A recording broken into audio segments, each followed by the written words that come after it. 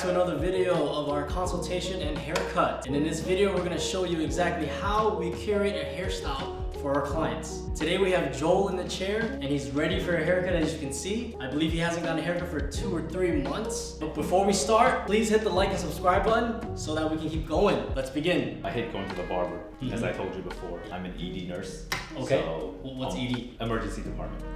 Not erectile dysfunction. Got you. Okay, yes. So on my days off, I don't like to go anywhere. Yeah, I don't know exactly what I want or head speak. So we're gonna give you some coverage today. What I'm hearing is you needed something that is low maintenance. Generally, you don't want anything in your eyes, but you do want coverage. So I don't mind styling my hair. Don't mind spending about 5-10 minutes. I don't mind spending 5 or 10 minutes, and I don't mind to start styling my hair. Okay. As for the sides, we're gonna bring it tight, but not super tight, so it doesn't make it longer. Don't go shorter than a 2 on the sides. Okay. A side part with a tapered fade on the side. Tapered fade meaning not too high, correct? Yeah. So you'd always have it styled like this. Yes. Okay. And how high do you normally go? It changes from time to time, which is why I also don't like going to the barber because it's not super consistent. It's not consistent. I got you, cool, right? Anything too high will narrow your face down, like I said before. And then what I'm thinking on top is maybe something called a textured fringe, or you can do a textured swept over to the side. Both those options will give you the most coverage, and when you don't style it, it'll still look okay. Let's try the textured fringe first. Okay. And there's no commitment. If you don't like it, we can just push it over to the side. Okay. Cool? Sounds good. Let's get it. The main objective of Joel's appointment was coverage, and that worked out really well because he had a longer face shape. Together, we decided that he would either go with a textured fringe or a side swept hairstyle. I separated the hair that I needed to maintain for most coverage first. Because he expressed to me that he didn't like his forehead showing ever, I measured to only take 1 inch or 1.5 inches off. That way it wouldn't go into his eyes before his next appointment. I chose the point cut while taking off length to add texture. This is to avoid giving him a bowl cut. This will also ensure it looks okay without any product. Another method I use to add texture and create space in his fringe is to use slide cutting. Once the top is set and cut, my next step is the clipper or comb.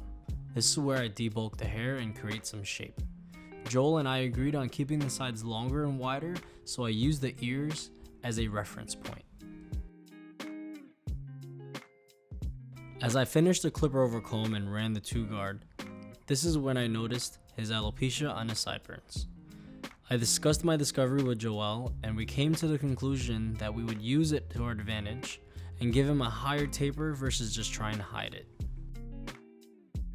It's important to note that when using your clippers, if you're trying to get closer, always run the clipper against the grain. If you look closely, you'll see Joel's growth pattern shooting in the opposite direction of my clipper. And after blending the sides to the top of the clippers, I'll start the lineup process. The reason why I always line up before I taper is because there is more hair to use to create lines or hooks. When edging up, I am carefully using the edge of my trimmers to give him a crispy C-hook. And as for his alopecia, I basically skinned out everything up to where it started. That way when I taper and blend, it looks more natural. I have to be super careful with Joel's sideburn taper because of his lower density. As you can see, my strokes are very small to make sure I don't go too high. I open and close my lever to make sure I blend from the skin. The 1-guard is then used to blend into the 2 I initially used.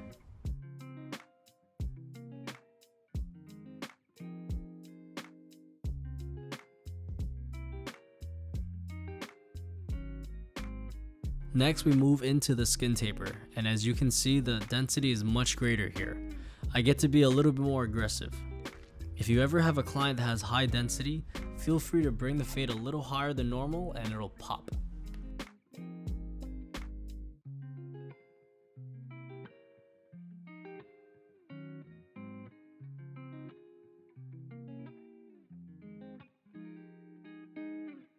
After the tapering from skin, I always use my electric shaver to get rid of any stubble.